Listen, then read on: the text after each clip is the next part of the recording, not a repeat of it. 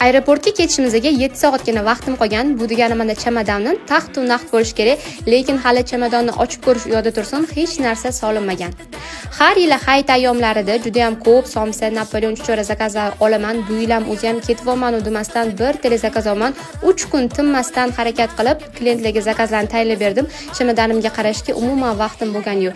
Lekin bugun ertalab уже ketamiz. O'shaning uchun soat 12:30dan oxirgi zakazlarimni berib olib, chamadonlarimni sekin saralashni boshladim. To'g'risini aytsam, bozorga ham tushishga vaqtim bo'lmadi. O'zi ham 5-6 ta joydan hamma narsalarimni zakaz qildirib, kecha dastavka olganman. O'shalarni birin-ketin raspakovka ham qilib, ketma-ket hisob tashladim. Borganimdan keyin o'sha yerda ochaman deb.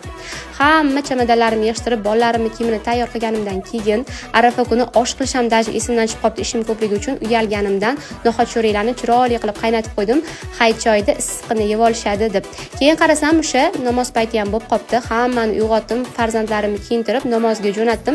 El qatori men ham ko'chalarni tozalab, hamma joylarni chiroyli qilib, qo'llarni ham tozalab qo'yib, keyin bo'lsa hamma kelgandan keyin choy ichdik. Farzandlarimni ota-onamga ishonib uyga tashlab, o'zim xo'jayinim bilan dam olish uchun aeroportga, ya'ni yo'lga chiqdik.